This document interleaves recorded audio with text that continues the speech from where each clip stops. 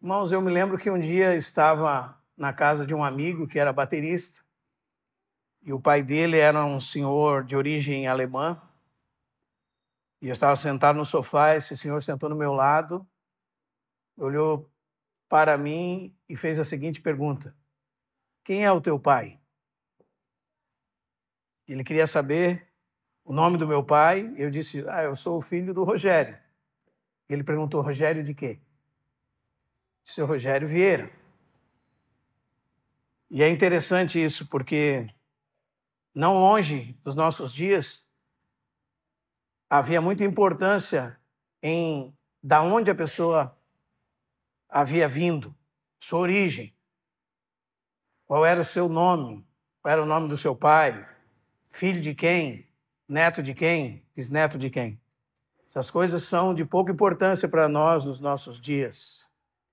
Mas na Bíblia também nós encontramos vários registros da origem de pessoas, descrevendo seus pais, avós, bisavós, tataravós.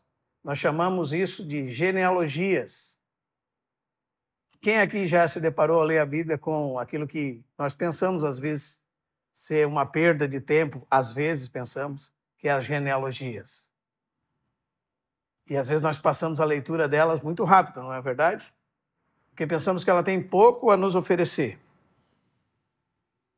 Mas, irmãos, para as pessoas da época de Jesus, era uma coisa muito importante.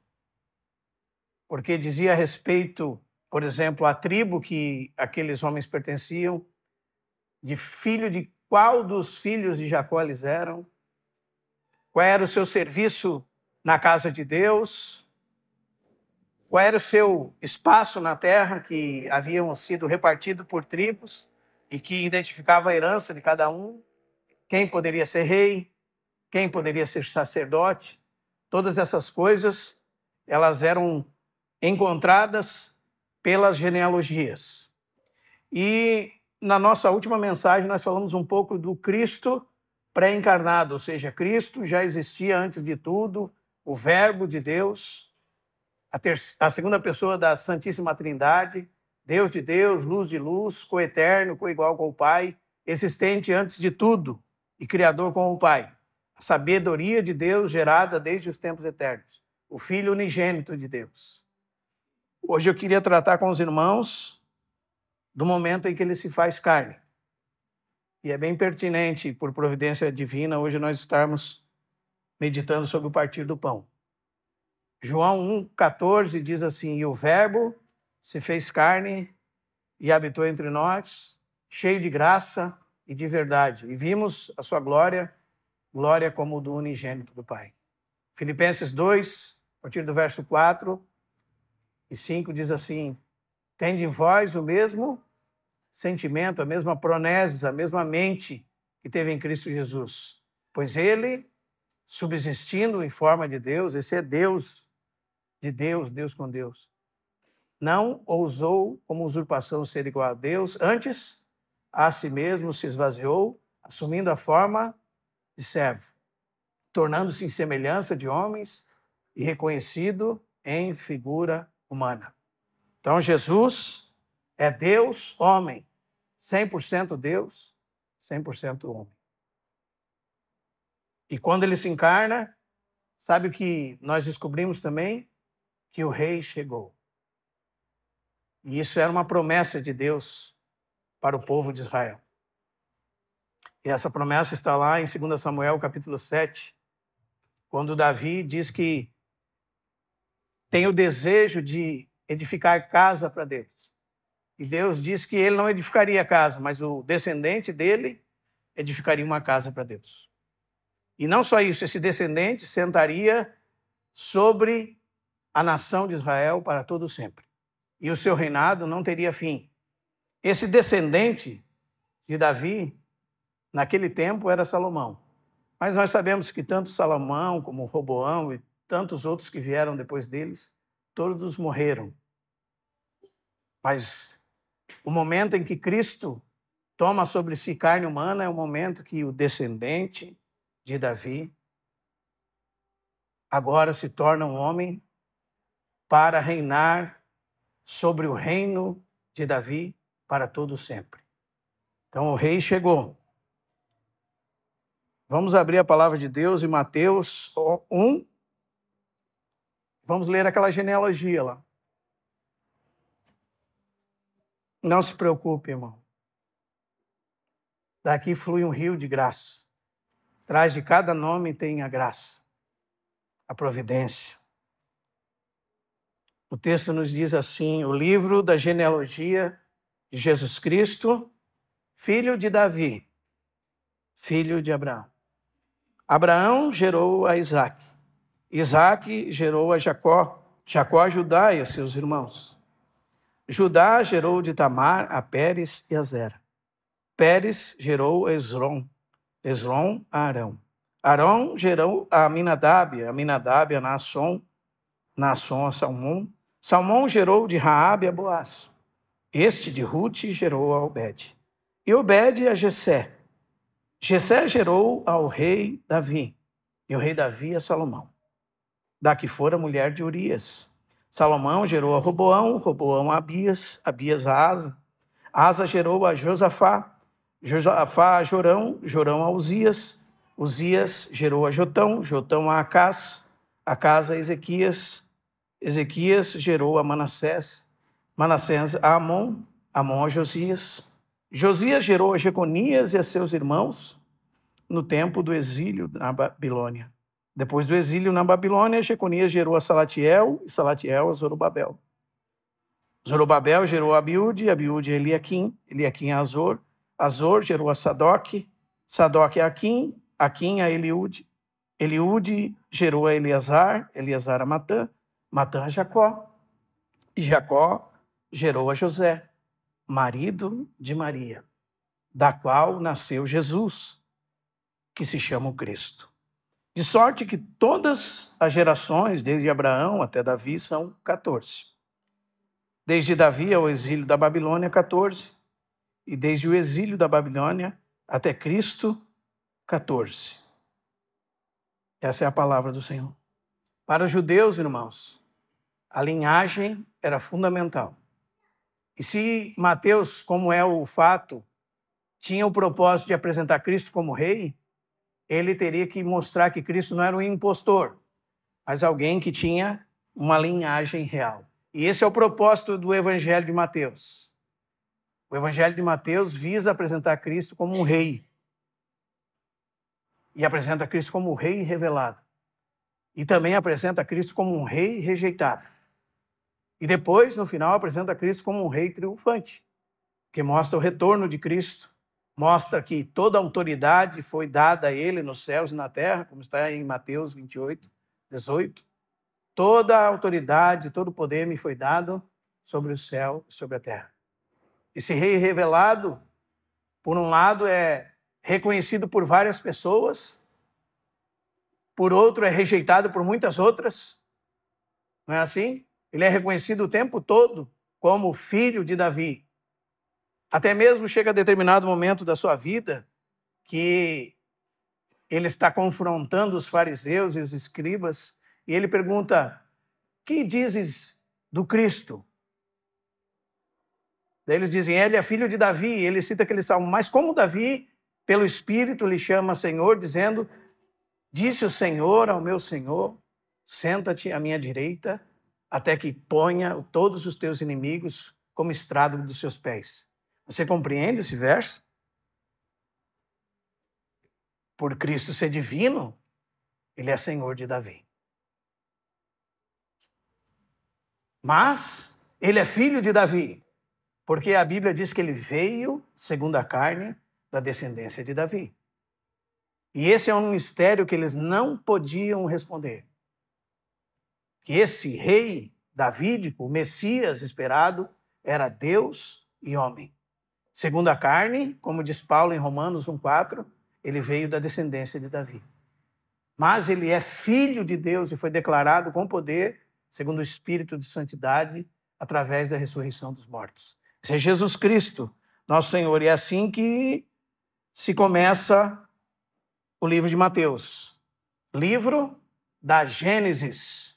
Do princípio de quem, irmãos? De Jesus Cristo. Os irmãos sabem que a palavra Jesus, o nome Jesus, significa Jeová é o Salvador. Por isso que, quando o anjo diz qual seria o nome dele, o anjo diz, darás o nome de Jesus. Qual foi a próxima frase? Porque ele salvará o seu povo dos pecados deles. É isso que significa Jesus, o Salvador. E Cristo é a sua missão, o Messias, o Cristo de Deus. E agora, nós que estamos no outro lado da cruz, 2000 anos depois, sabemos que esse Cristo era homem e Deus ao mesmo tempo. 100% homem e 100% Deus. Aqui nós temos a linhagem humana de Jesus. Através de José, ele tinha o direito legal ao trono de Davi. E aí pode surgir a pergunta no coração dos irmãos, mas e aquela genealogia de Lucas? Aquela me confunde mais, irmão. Primeiro que a genealogia de Mateus, ela vem a partir de Abraão até Cristo. Ou seja, ela é descendente. Abraão gerou Isaac, Isaac gerou a Jacó, Jacó gerou a Judá e a seus irmãos. E a de Lucas não. A de Lucas, ela é ascendente. Ela diz assim, Jesus, filho de José, filho de Eli, filho de Matatã, filho de Levi. E ela vai seguindo em ordem ascendente até Adão. Diz, filho de Deus. Adão. Não é?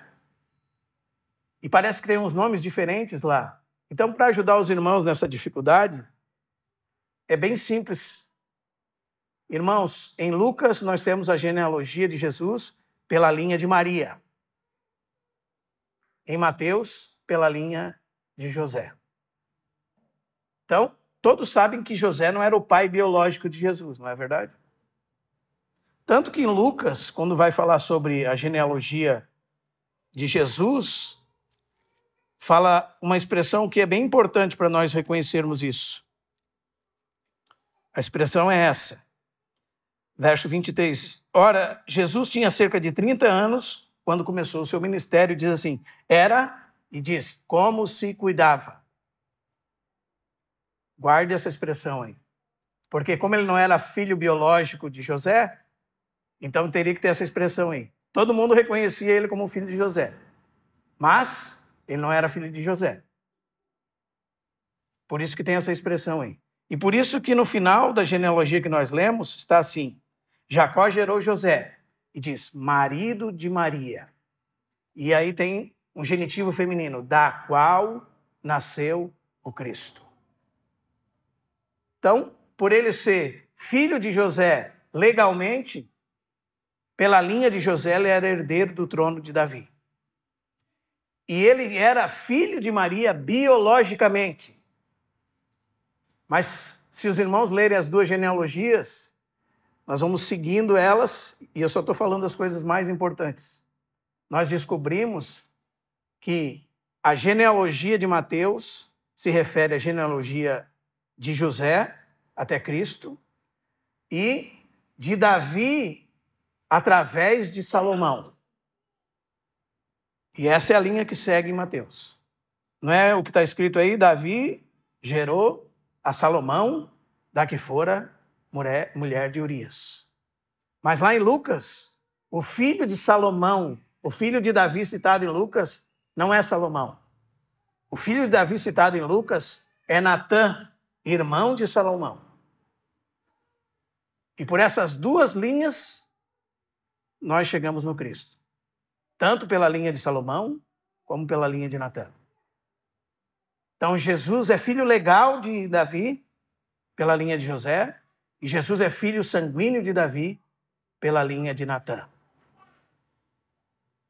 Os irmãos estão entendendo, irmãos? Isso só precisava ser apresentado para os judeus, eles teriam que dar uma resposta a isso. O que significa isso para nós? Que Deus, ele não erra nem 1 milímetro naquilo que ele diz. Seus planos não têm 1 segundo de atraso. Deus é perfeito. E Deus fez uma promessa para Davi, que o descendente dele se assentaria no trono de Israel por todo sempre. Mas como esse descendente seria Deus, E então ele seria filho de Deus, ele teria somente um pai legal, adotivo, chamado José. Mas se alguém duvidasse, legalmente ele era filho de Davi pela linhagem de José. Mas também ele era filho de Davi pela linhagem de Maria, porque Maria descendia de Davi através de Natã, seu filho e irmão de Salomão. Então, por onde nós quiséssemos vir, nós chegaríamos em Jesus, chamado Cristo. E isso é impressionante, né, irmãos? Então, Mateus trata da genealogia de José, Lucas da de Maria. Mateus mostra uma linha real, uma linha também legal. Lucas mostra uma linha de sangue, uma linhagem sanguínea. Mateus trata do filho de Davi através de Salomão, Lucas trata do filho de Davi através de Natã.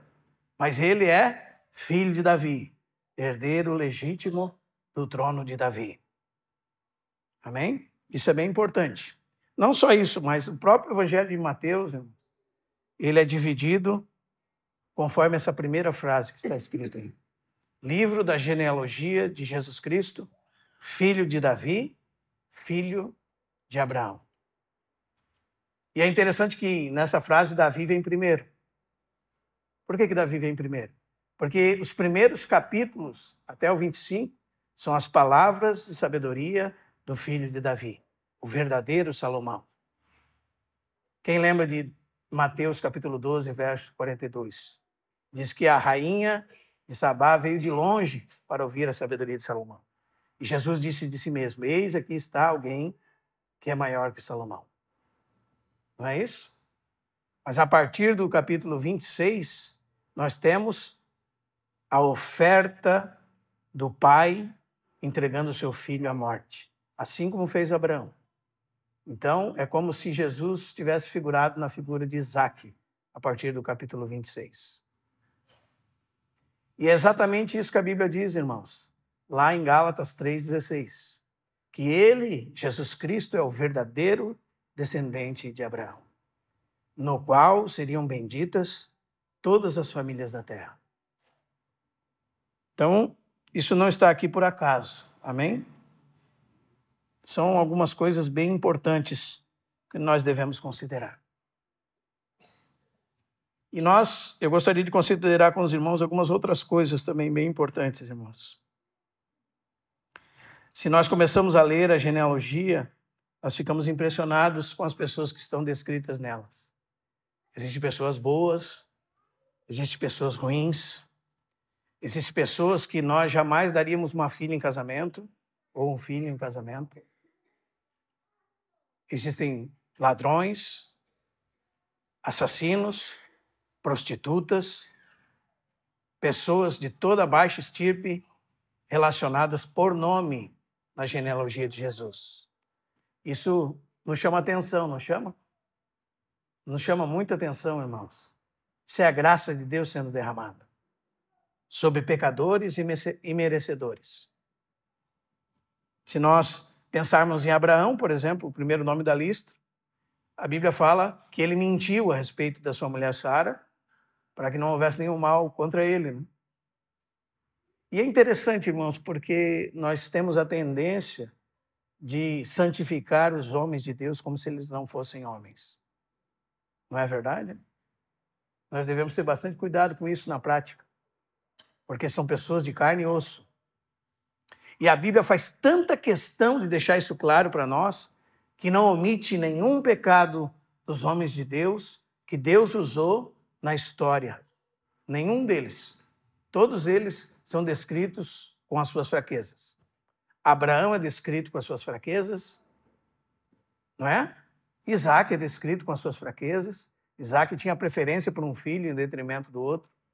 Jacó é descrito com as suas fraquezas. Um enganador que enganou seu irmão para comprar dele o direito de primogenitura. Judá é descrito com muitas fraquezas, não é verdade? Aliás, irmãos, a Bíblia diz que um dos nomes dessa lista é Tamar, não é? Está lá em Gênesis 38. Tamar, ela adulterou com seu sogro. Judá era seu sogro. Ela se fingiu de prostituta, não é? E enganou ele e se deitou com ele. Essa foi Tamar. E a Bíblia diz aqui o quê? Que Judá gerou de quem? De Tamar, a Pérez e a Zera, gêmeos. Ela gerou. E a Bíblia diz que o mais novo, bem significativo, se enfiou na frente do primeiro e nasceu o primeiro. Porque o primeiro era Zera, e ele colocou a mão para fora e a parteira amarrou uma fita na sua mão. Mas logo o outro saiu e ele entrou e nasceu primeiro o outro, o mais novo. É muito significativo, né? Mas ela enganou o próprio sogro. Ela se cobriu e ela pegou coisas do sogro para comprometê-lo. E ela está aqui na genealogia de Jesus. O texto diz que de Judá gerou de quem? De Tamar, a Pérez e a Zera. E Pérez gerou a Esrom. Esrom Arão, Arão a Aminadab, Aminadab a Naasson, que lá em Números é descrito como um dos príncipes de Judá. Depois, Naasson, de quem? De quem? Com quem ele se deitou, irmãos? Com Raabe. Os irmãos sabem quem é Raabe, irmãos? A prostituta de Jericó, Josué capítulo 2. Essa mesmo. Ela também está aqui na genealogia de Jesus. Sabe, ontem o Isa estava falando sobre isso conosco, não estava? A nossa síndrome de bom moço, de bom homem. A nossa falta de reconhecer as nossas misérias e o nosso pecado. Como se nós fôssemos pessoas muito especiais. Como Jesus nos esclarece que não somos, né, irmãos? Quando aquele jovem rico chegou para Jesus, disse, bom mestre. E Jesus respondeu para ele o quê? Por que me chamas bom? Um só é bom, que é Deus. Essa é a prostituta profissional que acolheu os escribas. Acolheu os espias, melhor dizendo. E quem nasceu dela? Um homem piedoso chamado Boaz, né? O parente redentor de Ruth. Nós já vamos falar sobre Ruth. O parente resgatador de Ruth. Só que Ruth, irmãos, essa é a terceira mulher citada aqui. O que ela era? Moabita. Os irmãos sabem quem eram os moabitas? Os irmãos sabem? Os moabitas eram descendentes do incesto de Ló com suas duas filhas, que embriagaram o pai e deitaram com eles. Das duas, cada uma delas gerou um povo. Mas o Senhor disse que de Moabe deveria se esperar 10 gerações até que pudesse ser aceita alguém na Assembleia do Senhor. E exatamente depois das 10 gerações, Ruth foi recebida por Boaz como esposa.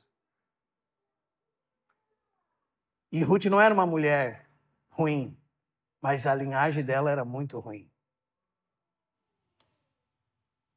E quem gerou Boaz? Com Ruth? Obed. Obed é avô de Davi, irmãos. E Obed gerou quem? Jessé, o pai de Davi. E os irmãos conhecem, por exemplo, Isaías capítulo 11? O que está escrito lá?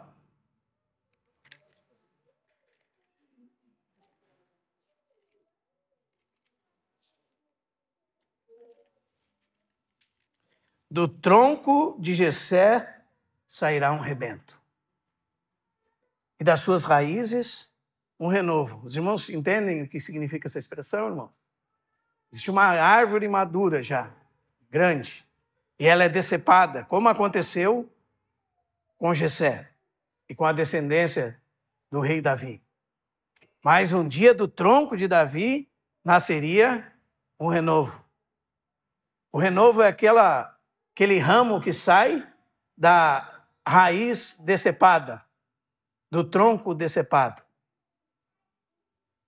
Em lugares do mundo existe isso. Em determinado lugar do mundo existia um pinheiro de 3 metros de diâmetro, que foi decepado até 1 metro. E logo começou a nascer um rebento daquele tronco, como se nascesse de novo, né? E esse rebento que sairia da raiz do tronco de Jessé é Jesus Cristo, nosso Senhor. Isso aqui é uma profecia sobre a vinda de Cristo. Ele era da descendência de Davi, do tronco de Jessé. Amém? Depois vem quem, irmãos? O rei Davi, um dos personagens mais importantes do Antigo Testamento. Aliás, são tantas proezas ligadas a Davi que alguns pensavam que Davi era uma figura mitológica, que nunca podia ter existido. Até o século passado, acharem alguns artefatos que identificavam como que ele existiu. Ou seja, as pedras contando que a Bíblia estava falando a verdade. E Davi é um personagem muito importante na história. Ele é o segundo rei depois de Saul. Ele é aquele jovenzinho que o profeta de Deus foi até a casa e foram apresentados diante daquele profeta 7 filhos de Jessé. E o que aconteceu? O profeta disse, ainda não é nenhum desses. Você tem mais algum filho? Diz que mandaram buscar a Davi pastor de ovelhas. Não é assim? E quando ele chegou, o Senhor disse, é este. E ele foi ungido diante dos seus irmãos. Ele reinou em Israel de 1010 a 970 a.C. Ele é uma figura de Cristo. Porque ele era um rei que foi ungido sem trono, não foi assim? E todos queriam matá-lo. Não? Saul queria matá-lo. Não foi assim, irmãos? A semelhança do Senhor, que era rei, mas sem trono. Né? Teve que se esconder, ir para outro país para não ser morto por Herodes. E falando de Herodes, Herodes era um edomita que queria usurpar o trono de Israel e ele deu cabo de muitas genealogias. E somado-se com todas as perseguições que os judeus receberam até o dia de hoje, é impossível que eles possam reconhecer alguém que seja da linhagem de Davi. E a genealogia que nós temos são genealogias que os historiadores da igreja receberam de Maria, de José, porque as famílias, por conta de Herodes ter destruído várias genealogias, tinham genealogias particulares para reconhecer de onde haviam vindo. E as que nós temos são referências dadas pela própria Maria e José a Lucas. Amém? E isso é reconhecido amplamente pelos historiadores da história da igreja, como Flávio Joséfo, como Eusébio de Cesareia, como Orígenes e outros pais da igreja. Mas esse Davi, irmãos, o que eu falei em 2 Samuel estava? Que ele recebeu do Senhor uma promessa que o seu descendente seria alguém que se sentaria no trono. Davi era pastor, líder militar, músico, profeta, rei. E aqui finaliza o quê? As primeiras 14 gerações. Sabe por que 14, irmãos?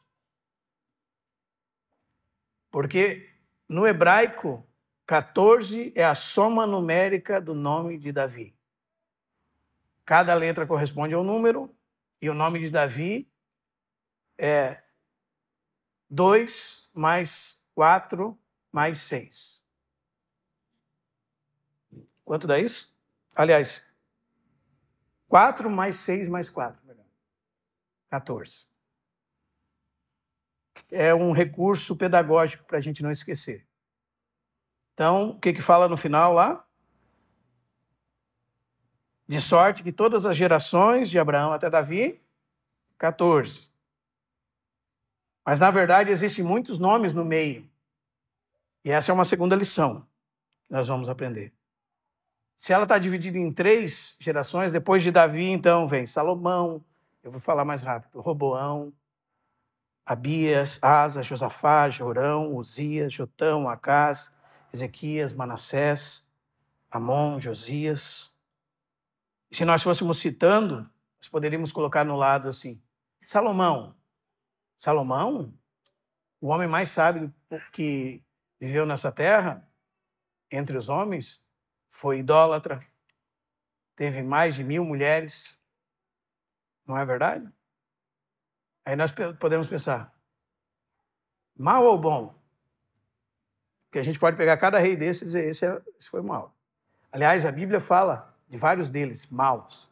Fala assim, este fez o que era mal perante os olhos do Senhor. E cito o que ele fez de mal. Muitos desses fizeram muito mal, irmãos. Muito mal. Roboão, seu filho, no tempo em que se dividiu Israel em 2 reinos. Depois quem? Abias, Asa, um bom rei. Josafá, um bom rei. E é interessante que quando você lê Crônicas e Reis, você percebe que a palavra de Deus separa mais tempo para os reis bons. Tem reis ali que não ganham nem 4 versículos. Depois Jorão, filho de Josafá, e nós vamos falar várias coisas práticas sobre isso. Não pense que nós estamos citando uma lista de nomes, não. Ao Léo, estão aqui não por acaso. Depois Uzias, que era um bom rei e pecou contra o Senhor e morreu com lepra. Depois Jotão, Acás, um rei mau, que queimou seus filhos a outros deuses. Ezequias, um rei bom e reto diante de Deus, digno de nota, ganha vários capítulos. Manassés, um rei mau, provavelmente o rei que cerrou Isaías ao meio e que reinou mais de 50 anos e era um sanguinário. Amon, um rei mau. Josias, um rei extremamente bom. Depois Jeconias, alguém mau, Jeconias, tão mau que Jeremias profetizou a respeito dele, e Deus disse através de Jeremias assim, se escreva que este é um homem que não terá filhos, que seus filhos devem não ser contados. Jeremias capítulo 22, a partir do verso 23. Tem uma maldição contra Jeconias. E depois nós temos mais 3 que são, então, a partir de agora, pós-cativeiro, que nós conhecemos e os demais nós não conhecemos. Não sabemos nada a respeito deles. Os 3 são Jeconias, que é chamado também de Jeoaquim, Salatiel, que é um dos que retornam, aliás, o pai de Zorobabel, né? Que é aquele líder que está lá em Ageu, Zacarias, Neemias, Esdras, que voltaram dos cativos de Judá. Então nós temos essas 3, vamos dizer assim, a primeira 14 gerações está falando dos patriarcas até a monarquia de Israel, precisamente até Davi. E isso é uma linha com grandes homens, como se fosse uma ascendência até o triunfo. Mas depois nós temos a monarquia até o exílio. Essa é a segunda linha desses vários reis. E é um declínio até serem levados cativos. E depois, então, nós temos a terceira grupo de 14 que vai do pós-cativeiro até Cristo. Isso cobre 600 anos sem muita informação. Então nós chegamos a Cristo. O que isso tem a ver conosco, irmãos? O que nós podemos aprender disso? O que nós podemos aprender olhando para essas genealogias? Primeiro, como eu disse para os irmãos, que Deus prometeu lá a Abraão, no capítulo 12, de Gênesis, que no descendente dele seriam benditas todas as famílias da terra. E Deus cumpriu a sua promessa a Abraão, cumpriu unilateralmente. Não dependeu de Abraão, dependeu de Deus. Não dependeu tanto de Abraão que nem mesmo poder ter um filho ele podia. Não é verdade, irmãos? E o filho dele nem poderia ser com a ajuda de Sara, entregando Agar para ele. Não foi Ismael. Teria que ser um filho da promessa, pela intervenção divina. Esse foi Isaac. E Deus cumpriu também a sua promessa feita a Davi, em 2 Samuel capítulo 7. Que o descendente dele sentaria no reino de Israel para sempre, sobre a casa dele para sempre. E o seu cetro jamais se apartaria da sua casa. Foi cumprido? Foi, em Cristo Jesus. Ele é aquele rei davídico que vive e permanece para sempre. Um Deus homem. E o descendente de Davi está sentado sobre a casa de Davi e permanece para todo sempre. Então Deus é um Deus que cumpre nos mínimos detalhes suas promessas. Amém? Mas por que tem essas omissões aqui, irmãos? Os irmãos já pensaram sobre isso? Isso é uma das maiores lições que nós podemos encontrar. Os irmãos sabiam que tem um monte de nome faltando aqui? Um monte de nomes faltando aqui. Existem homens que estão lá no livro dos reis e das crônicas e não foram contados aqui. Como se aquilo que eles fizeram em sua vida não valesse de nada, absolutamente de nada. E isso, irmãos, é uma lição tremenda para nós, irmãos. Vou citar alguns para os irmãos aqui. Por exemplo, entre Jorão e Uzias nós temos Acasias, Joás, Amazias. Esses três nem estão aqui, nem foram contados. Mas como então está escrito que o fulano, Jorão, gerou Uzias, se tem 4 gerações entre os dois? Normal, a Bíblia faz exatamente isso. O que nós chamamos de vô, tataravô, a Bíblia pode se referir como pai. Como aquele que gerou o outro. Porque se não houvesse aquele antepassado, não haveria o bisneto, o tataraneto. Mas por que o nome desses homens não são contados, irmãos? E eu nem vou citar muitas coisas aqui. Eu gostaria de indicar um livro para os irmãos, o irmão Atmani, chamado Senhor, ensina-nos a contar os nossos dias. Isso não é uma frase do irmão nem minha, é uma frase que está lá na oração de Moisés, no Salmo 90, verso 12. Senhor, ensina-nos a contar os nossos dias para que alcancemos um coração sábio. O que significa isso, irmão? Irmãos, fazem ideia do que significa isso? E sabe o que você descobre, irmãos? Por exemplo, Paulo cita um número em Atos 13, falando desde Abraão até a saída dos filhos de Israel, até o reinado de Davi. E ele cita um número de anos. Quando você vai somar, não dá aquele número de anos. Dá mais. Ele cita 450. O outro texto cita 480. E na contagem dá 573. Primeiro ele cita 450, depois ele vai colocando, e a contagem dá 573 anos.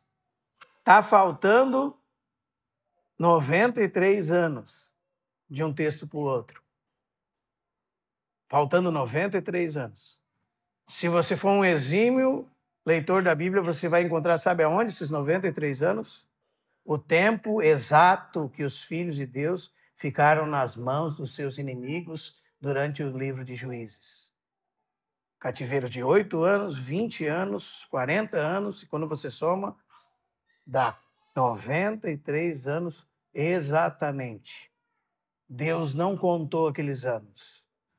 Deus também não contou os anos, 13 anos da vida de Abraão, desde que ele se deitou com Agar até nascer Ismael. até nascer Isaac com a idade de 99 anos. 13 anos. De um versículo para o outro tem 13 anos de espaço. Isso não é coincidência.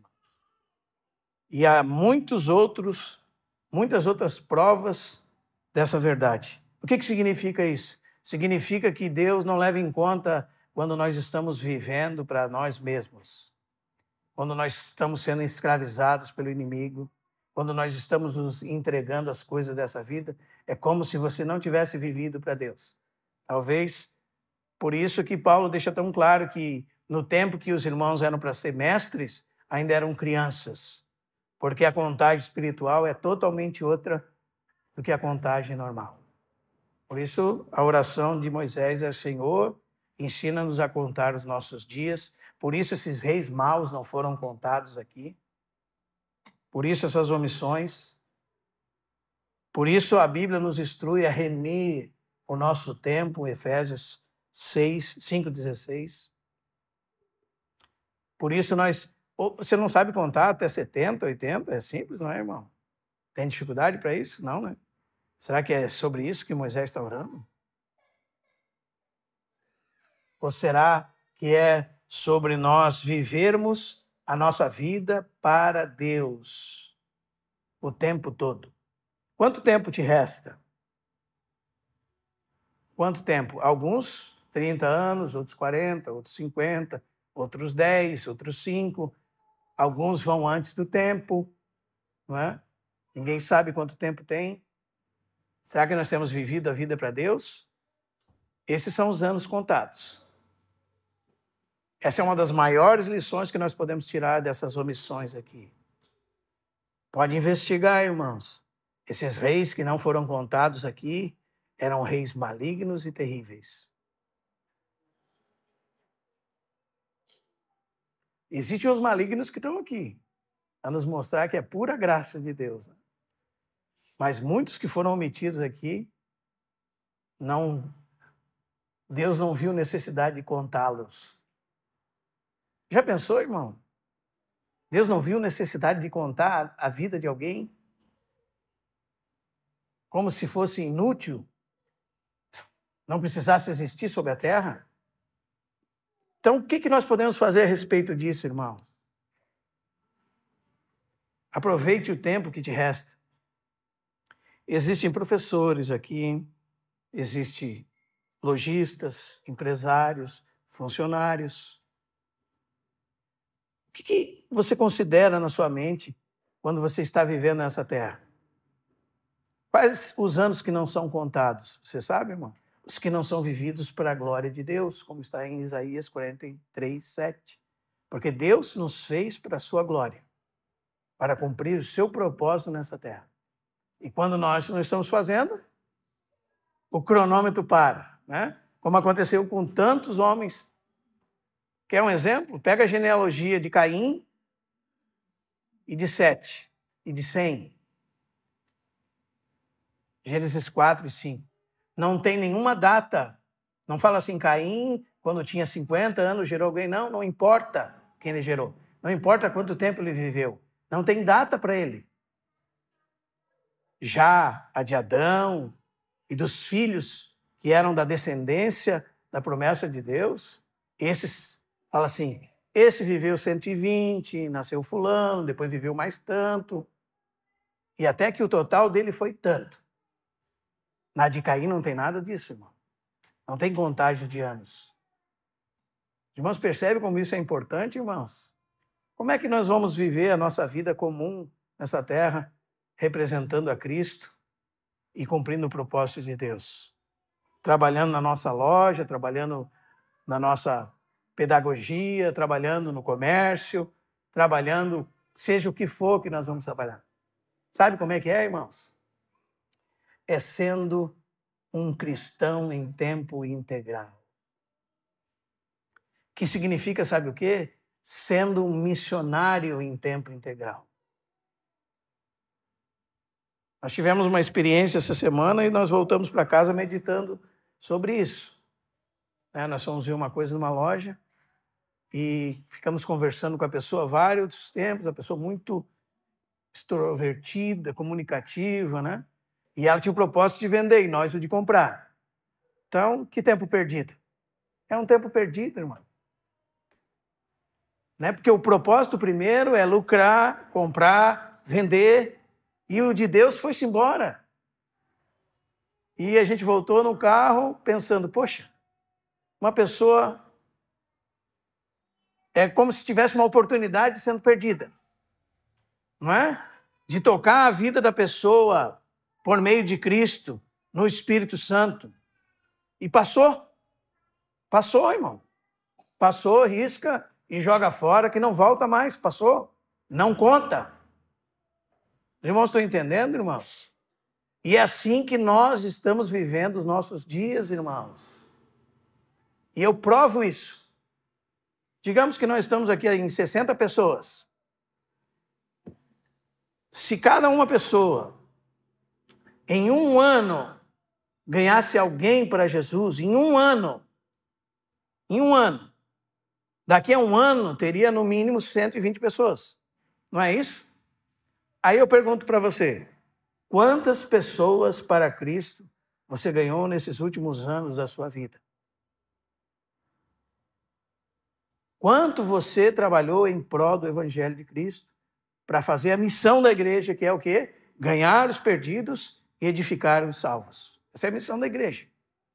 É isso que dá glória a Deus. O resto é palha, madeira, feno. Vai para o lixo. Não importa o quão bem-sucedido você seja. Um dos primeiros ministros da Inglaterra chegou para um jovem missionário e disse, eu fui o primeiro ministro da Inglaterra.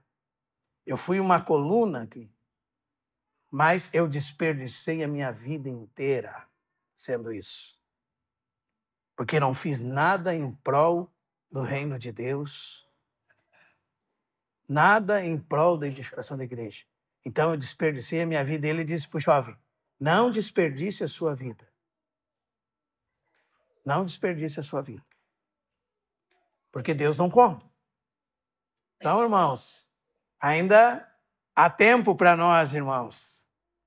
Principalmente para os jovens, não desperdice a sua vida. Você é só um funcionário, a ocupação da sua vida é colocar a sua família em segurança, é criar bem os seus filhos. Se Cristo não está em primeiro lugar, você vai ficar andando como um rato numa roda, isso não vai dar certo, não é?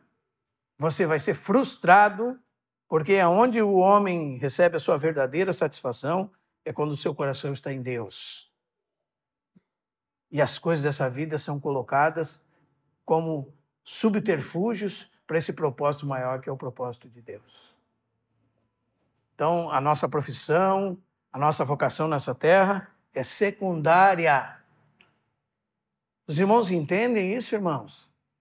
E na prática, como é que isso tem acontecido conosco? Ah, irmão, como é que eu vou saber? É simples, olha, a cadeira que está do seu lado está ocupada. Você tem comunhão com seu esposo, você tem comunhão com a sua família, você ganha a sua família, os seus amigos, você está trabalhando em prol do reino de Deus, o seu dia transborda relacionando-se com esse propósito, ou você está como um rato na roda? É o seu tempo indo embora, irmão. É a coisa mais preciosa que você tem indo embora. Às vezes poderia ser um pequeno cartão, um presente, uma palavra, mas com aquele foco em Cristo, para que Cristo alcance o seu propósito eterno. Os irmãos percebem que isso não tem nada a ver com ativismo, né, irmãos? Feliz é aquele que verdadeiramente consagra a sua vida a Cristo e todo o restante da sua vida está em subserviência a esse primeiro propósito, que é o propósito de Cristo. Amém? Em terceiro lugar, irmãos, o que nós vemos nessa genealogia? Graça. Graça e graça. É o tipo da lista de nomes que nós não queríamos que tivesse na nossa família. Esse é o tipo da lista de nomes que nós diríamos assim, esse não é um bom partido para casar com a minha filha. Não é? Um Judá da vida, um Tamar, Raabe. Não é o tipo de partido, né? Sabe por que nós temos essa percepção, irmãos? Porque nós pensamos que nós somos bons. E o problema está na régua que você está colocando para se medir. Porque se você se mede com referência às pessoas que praticam o mal nesse mundo, pode ser que você seja uma pessoa boa. Agora, a régua que a Bíblia diz que deve ser usada em nós para medir não é essa. Pelo contrário, Jesus deixou claro qual era a régua. A régua era a santidade e a pureza de Deus. E a pergunta é, irmãos, diante de Deus, tem alguém que é bom? Tem alguém aqui que é melhor que Raabe? Tem alguém que é melhor que Tamar? Tem alguém que é melhor que Manassés, que cerrou Isaías ao meio? Tem alguém aqui que é melhor que Acás, que queimou seus filhos a Moloque? Não tem, irmão. O Senhor tenha misericórdia de nós se nós pensamos que nós somos melhores. O Senhor tenha misericórdia de nós. É aqui que está o freio da graça de Deus através da nossa vida. Quando nós pensamos ser alguma coisa, pensamos ser melhores que os outros. Irmãos, Jesus veio para os pecadores. E é exatamente por isso que esses nomes estão relacionados na genealogia de Jesus. Porque ele veio não para os sãos. E quando essa frase é dita, irmãos, não significa que os fariseus eram sãos, que os escribas eram sãos. Significa que por fora eles faziam aquilo que se demandava deles, mas dentro deles estava toda a poluição e corrupção, como está em todo e qualquer homem sobre a face da terra. Eles eram como sepulcros pintados de cal. Então, quando nós olhamos para a vida de todos esses personagens, nós podemos ver a graça de Deus mantendo a sua promessa, apesar de nós. É apesar de nós. Os irmãos entendem isso, irmão? Quando nós derramamos as nossas vidas aos pés de Cristo, nós realmente reconhecemos as nossas misérias e recebemos a Cristo como Salvador. Mas parece que nós temos a memória curta, nós esquecemos.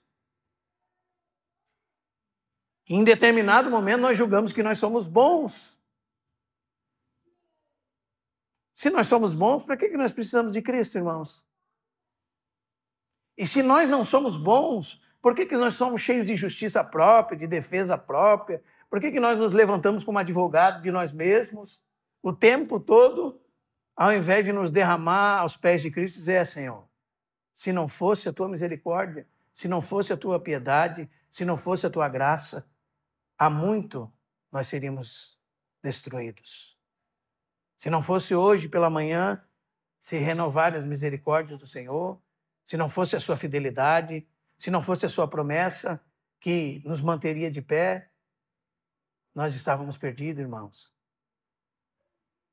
É isso que essa genealogia nos ensina. Cada um desses homens e mulheres precisaram ser assistidos pela graça e pela misericórdia de Deus. Isso não mudou. Cada um de nós precisa ser assistido pela graça e pela misericórdia de Deus.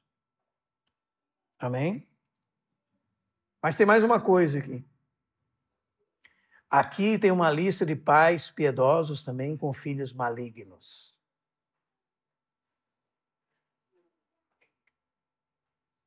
Irmãos sabiam, irmãos? E tem uma lista de filhos piedosos que tiveram pais malignos. Isso nos confronta em muitos dos nossos pensamentos. Porque quando você pega um Ezequias tendo um filho como Manassés, você vê um pai piedoso com um filho maligno. Não é? Mas antes de Ezequias vem Acás, que era um homem maligno que teve um filho piedoso. Isso nos confronta, irmãos. Sabe o que isso nos ensina? Nos ensina que Deus não tem neto. Nos ensina que graça não é transmitida hereditariamente. Nos ensina que eu preciso da graça de Deus e o meu filho precisa para a vida dele. E ele deve se derramar diante do Senhor. E eu devo fazer o melhor que eu puder, orando por ele, não atrapalhando a Deus, insistindo com ele. Mas ele tem que derramar o coração dele diante de Deus para receber a graça de Deus. Amém? Então, irmãos, esses homens que nós não queríamos ter na nossa genealogia são pecadores como nós. É por isso que nós estamos aqui. Não precisava ninguém estar aqui se não fosse pecador. Não é? Os sãos não precisam de médico, só os doentes. Jesus disse isso. E ele não veio salvar aos sãos, mas pecadores. Amém? Que o Senhor nos ajude, irmãos. Porque Deus enviou do céu o seu Filho. E Jesus não é a cereja do seu bolo, não. Sabe, irmãos, o evangelho que é pregado nos nossos dias é um Jesus que é só o ponto final para a sua vida estar completa. Você tem tudo, você é feliz. Isso é uma mentira do diabo, irmãos. Jesus não é a cereja do seu bolo. Sem Jesus você não é absolutamente nada, você está perdido. E não tem nenhuma beleza em você e em mim que agrade a Deus. Não tem. Deus nos salvou apesar de nós. É como se Deus chegasse para nós e dissesse assim: você é feio, você tem bafo, seu joelho é gigante, você fede, você é como um trapo de imundícia, você é como um leproso, cheio de úlceras, mas eu te amo. Deus não ignora a nossa dificuldade. E eu tenho a salvação para a tua vida, a cura para a tua alma. Foi isso que Deus fez conosco. É isso que a vinda do rei veio trazer. Sabe? Ele não veio ignorar a condição da raça humana. Ele veio salvar os homens. Foi isso que Deus veio fazer. E depois que nós nos tornamos crentes, irmãos, a instrução que nós, a cada partir do pão, façamos o quê? Nós lemos no começo da reunião. Cristo morreu pelo quê? Pelos nossos pecados. Não é assim? Cristo ressuscitou por causa da nossa justificação. Sem Ele nós estávamos perdidos. Ele é o único bem que nós possuímos, irmãos. Se nós ficarmos sem Ele, nós não temos absolutamente nada. E sem Ele nós não podemos fazer nada. Ele é a pessoa principal que existe no universo. É a coisa mais importante que existe, é Jesus Cristo. Quanto tempo nós vamos perder da nossa vida ainda, irmãos? E se você partir cedo, como meu cunhado que partiu com 50 anos, ou com 20, ou com 30, ou com... Existem crianças morrendo. Os irmãos entendem, irmãos? É uma mensagem urgente, irmão. O rei chegou, não é? Ele chegou para ser o soberano sobre tudo e sobre todos. Quando a pessoa mais importante daquela região estava julgando esse rei, ele olhou para esse rei e disse: você não sabe que eu tenho autoridade para te matar ou para te deixar livre? E o que Jesus respondeu para ele? Nenhuma autoridade lhe seria dada se do céu não fosse concedida. O rei do universo chegou, ele se tornou um homem como nós, e ele morreu voluntariamente. E a pena dos nossos pecados caiu sobre ele. Não tem nenhum bonzinho entre os filhos de Deus, irmãos. Somos todos pecadores, salvos pela graça de Deus, por meio do seu Filho Jesus Cristo. E é assim que nós vamos viver o resto da nossa vida. Eu vou dobrar o meu joelho amanhã e dizer: Senhor, obrigado porque tu me salvou, apesar de mim. Os irmãos entendem? Será que nós vamos, então, daí passar 2, 3 meses e começar a julgar que nós somos bons em alguma coisa, irmãos? Nossa pregação não é boa.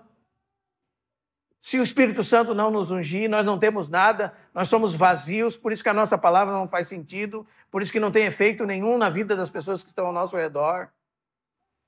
A partir do momento que nós reconhecermos a necessidade da graça divina e consagrarmos a nossa vida inteiramente a Cristo, nós vamos ver os frutos de Cristo por meio das nossas vidas. Caso contrário, nós vamos continuar na nossa escassez.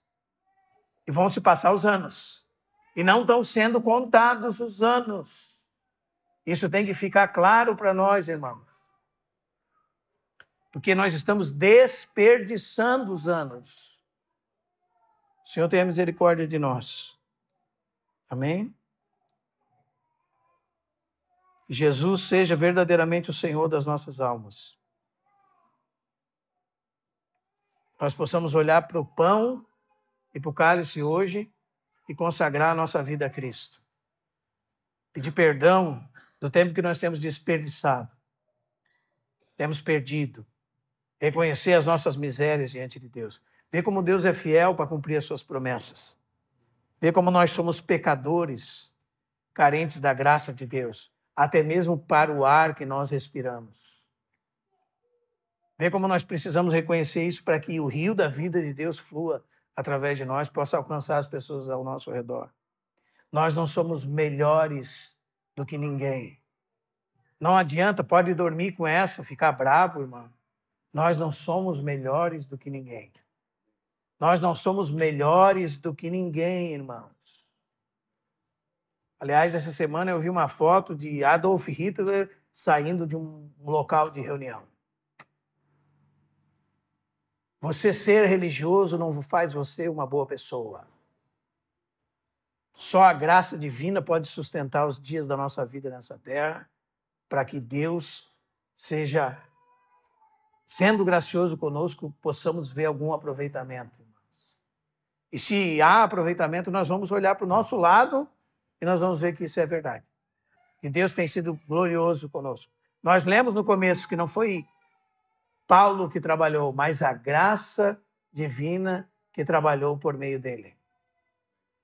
E é isso que nós precisamos. Proclamamos